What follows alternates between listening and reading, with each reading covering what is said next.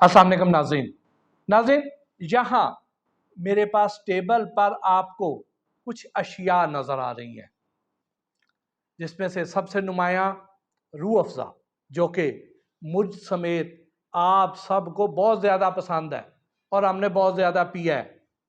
और अगर इसको कौमी मशरूब ना कहा जाए तो गलत नहीं होगा। बहुत ज़्यादा पिया जाता है, पता नहीं कौमी मशरूब है या नहीं है, लेकिन पिया बहुत ज़्यादा जाता है। उसके बाद चीनी, वेट स्केल, कैंची, पानी, बीकर, गिलास, टेस्ट ट्यूब्स, ये चीज़ें अब सामने पड़ी हुई हैं। तो अब आपको मैं कुछ बताऊंगा भी, समझाऊंगा भी और कुछ करके भी दिखाऊंगा। उसके बाद आप जिस नतीजे पर पहुंचेंगे वो यकीनन बहुत बेहतर होगा, आपके लिए भी, आपके बच्चों के लिए भी। तो पहली चीज, हम रूह अफ़ज़ा को उठाते हैं तो इसके हम लेबल को देखते हैं बहुत गौर से। हमें लेबल पर क्या नजर आता है कि शरबत रूह अफ़ज़ा नाम, और उसके साथ हमें ये बड़े खूबसूरत फल नजर आते हैं। फलों में क्या नजर आता है? अंगूर नजर आते हैं, और फिर उसके बाद बेरीज नजर आती हैं, अनार नजर आते हैं, सेब नजर आते हैं और ऑरेंज नजर आते हैं। तो इस तरह करके मुख्तलिफ फल हमें नजर आते हैं जो बहुत ही खूबसूरत हैं, जिन्हें देख के ये तासुर उभरता है कि इसके अंदर यकीनन इन फलों की खुसूसियात पाई जाती होंगी। और ये जो पी के हमें इतना फ़र्क का एहसास होता है, ताजगी का एहसास होता है, एक अच्छा एहसास होता है, तो वो यकीनन ये जो कुदरती फल हैं इनकी अफादियत वाफर मिकदार में इसमें पाई जाती होगी, जितने वाफर मिकदार में यहाँ पे फल है।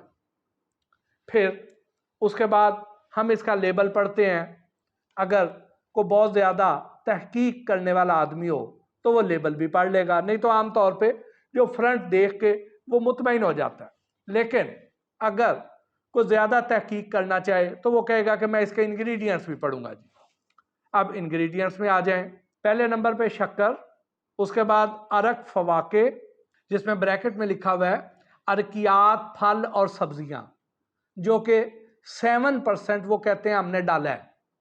अगर ये 800 मिलीलीटर की बोतल है तो इसका 7% यानी 56 मिलीलीटर अरक फवाके डाला है इस लेबल के बकौल। उसके बाद वो कहते हैं अरक बिहार डाला है हमने, अरक क्योड़ा डाला है, अरक गुलाब डाला है, और रंग डाला है 504R, और जुज तहफ़्फ़ुज़ यानी प्रिजर्वेटिव, सोडियम बेंजोएट, उर्दू में जुज तहफ़्फ़ुज़ कहेंगे, अंग्रेजी में प्रिजर्वेटिव कह देंगे। उसके बाद जुज इजाफी एडिटिव्स यानी 7 लीमू है, सिट्रिक एसिड, और आबे खालस डाला है। अब ये उसके अज्जा हैं। तो इसका मतलब क्या हुआ? इसका मतलब ये हुआ कि बड़ा सादा सादा ये जो शक्कर है उसको हम चीनी समझें, और ये जो आबे खालस है यानी साफ पानी डाला गया है। बाकी उसमें अरकियात हैं, फूड कलर है, और एडिटिव्स हैं, प्रिजर्वेटिव्स हैं। अंग्रेजी में पढ़ेंगे तो उसमें उन्होंने पानी की जगह उधर एक्वा कर दिया जी। तो अब हम ये करते हैं कि हम जो इंफॉर्मेशन का दूसरा सोर्स है, यानी वो इंफॉर्मेशन जो ये खुद प्रोवाइड कर रहे हैं यूरोपियन ममालिक को, हम उस पर बिलीव करते हैं। हम वो अब उस लेबल को, उस बॉटल को मैं यहां पर स्क्रीन पे आपको दिखा रहा हूं, उस पर आपको क्या नजर आएगा? उसके आप इंग्रेडिएंट्स वाले सेक्शन में चल जाएं और वहां पे आप क्या देखेंगे कि रिफाइंड शुगर है 592 ग्राम रिफाइंड शुगर। 800 मिलीलीटर की बोतल में 592 ग्राम चीनी है, रिफाइंड शुगर।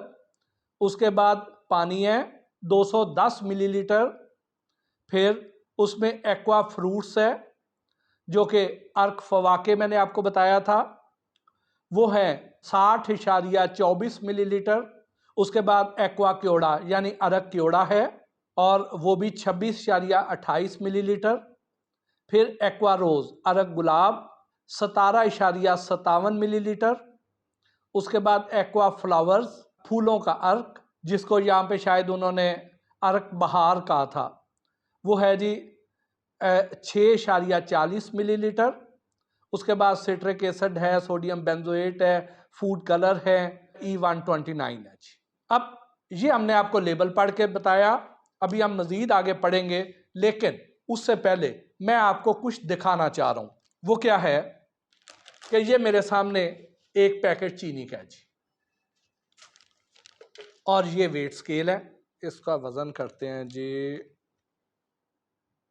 ये देखें जी, क्या वजन आ रहा है जी, 592 ग्राम चीनी हो गई। अब ये हम चीनी इस प्लेट में डाल लेते हैं जी। अब ये चीनी देख लीजिए, ये चीनी कितनी ज्यादा है। उसके बाद अभी मैं खुद से कोई तबसरा नहीं कर रहा, अभी सिर्फ आपको दिखा रहा हूं, बता रहा हूं जो ऊपर लिखा हुआ है, अभी हम सिर्फ वही देख रहे हैं। अब हम क्या करेंगे जी कि दूसरे नंबर पे वो ये कहते हैं कि इसमें हमने डाले हैं जी अर्कियात। अब वो अर्कियात कितने कितने हैं जी, 60.24 मिलीलीटर है अरक फवाके एक्वा फ्रूट्स जो है जी, हम वो अब नापते हैं जी। अब इसको हम ये गिलास में डालते हैं, तो ये तकरीबन एक गिलास का तीसरा हिस्सा ये जी अरक फवाके आ गया जी। उसके बाद अगला है जी एक्वा क्योड़ा, क्योड़ा है जी 26.28 मिलीलीटर जी। अब ये देखें ज़रा आप गिलास में जी, ये एक गिलास का कोई 8वां-10वां हिस्सा जी, ये एक घूंट तकरीबन जी। उसके बाद 17.57 मिलीलीटर है जी एक्वा रोज अरक गुलाब जी, ये देख लें जी, ये गिलास में आपको अंदाजा हो रहा है जी, ये आ गया जी। 6.40 मिलीलीटर है एक्वा फ्लावर्स, जिसे उर्दू में अर्क बहार कहा गया था जी।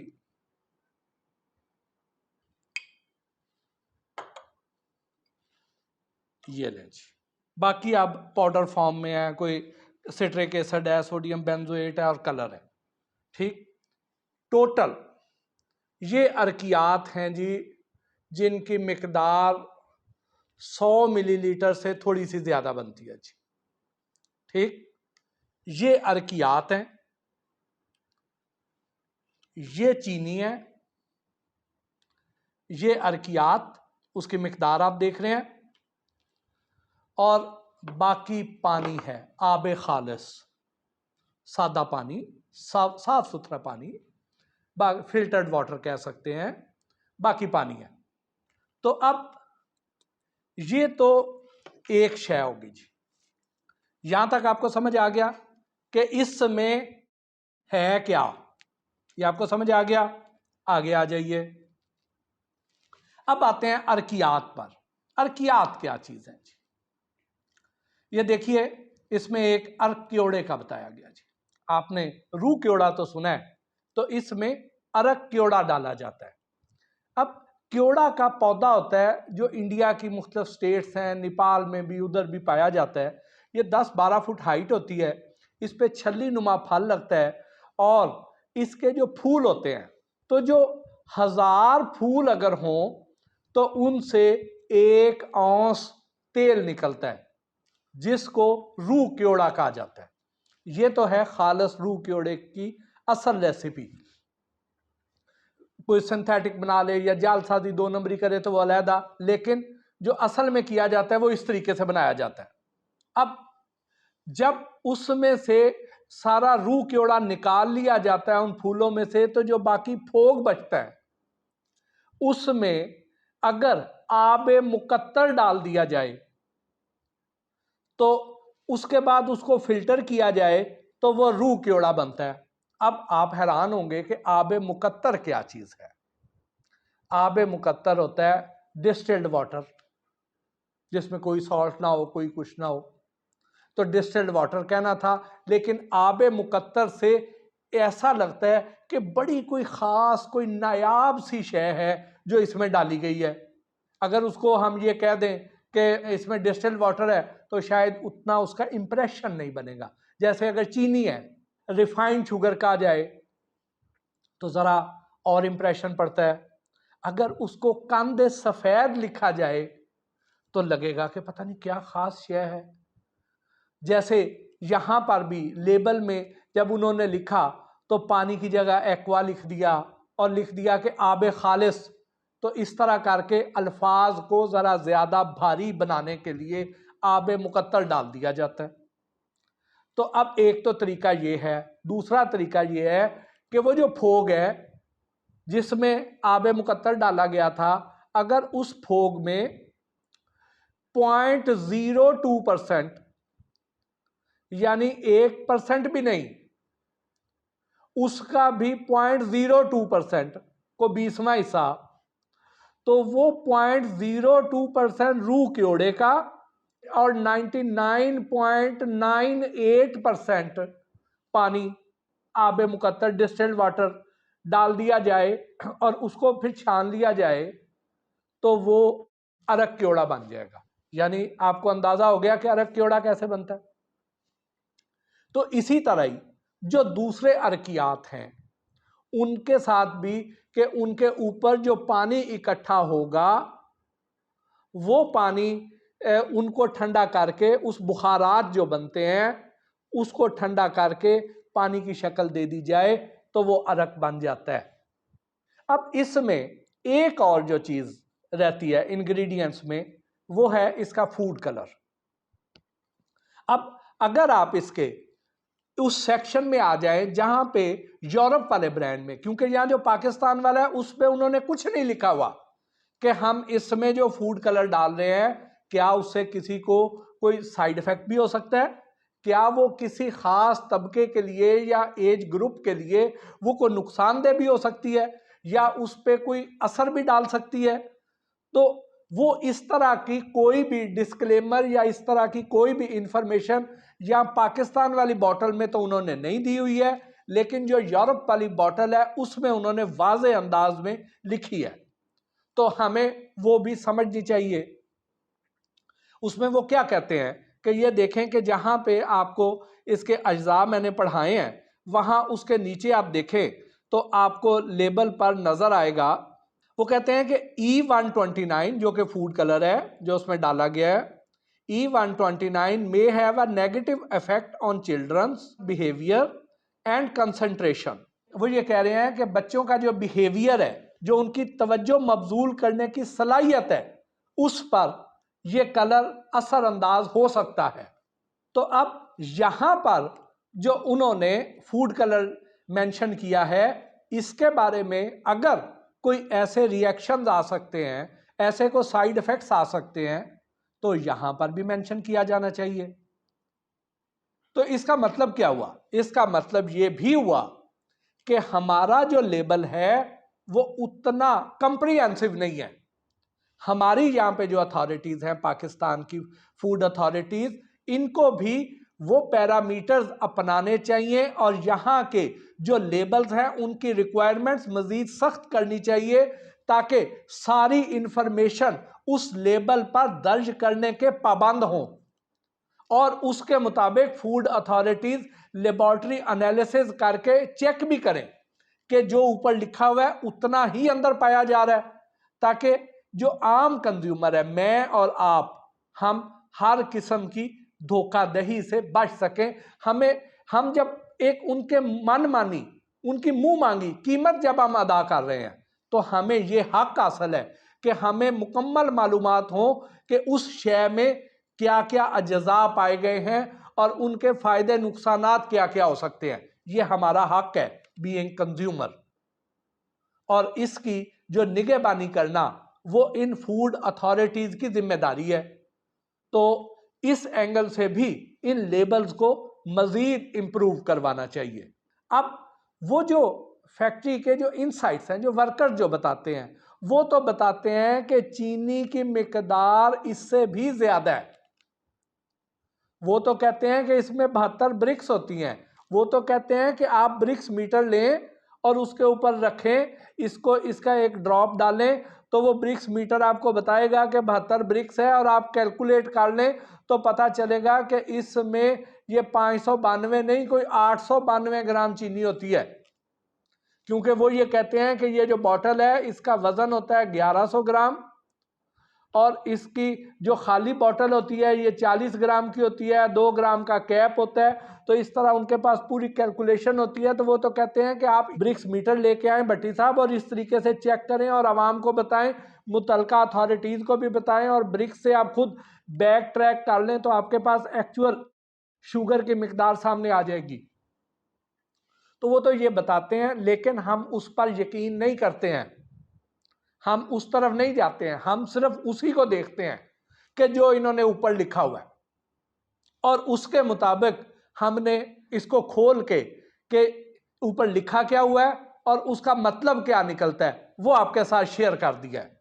तो अब बहुत से लोगों के ذहन में यह सवाल भी उभरेगा कि देखें कि ये जो बॉटल है 800 मिलीलीटर की है, इसमें आप कहते हैं कि 892 ग्राम चीनी है, जो कि वर्कर्स कहते हैं, जिस पे हम यकीन नहीं करते हैं। लेकिन अगर हम इस पर भी कर लें तो बात यह है कि ये वेट में अगर देखा जाए तो ये 1100-1150 ग्राम बनता है, और उसमें 592 ग्राम चीनी है। वॉल्यूम जो इसका लिक्विड का वॉल्यूम और होता है, तो उसमें ये इसकी मिकदार इतनी ही बनेगी, 800 मिलीलीटर में ये बासानी पूरी आ जाएगी, इसी के अंदर समा जाएगी। लेकिन अब अगर हम इसको कंपेयर करें दूसरे मशरूबात से, या इसको हम इस एंगल से, कुछ लोग ये कहेंगे कि देखें कि हमने तो ये एक गिलास में 3 चम्मच डालने हैं, तो फिर इसका क्या नतीजा निकलेगा, तो फिर तो ये शायद इतना बुरा नहीं है।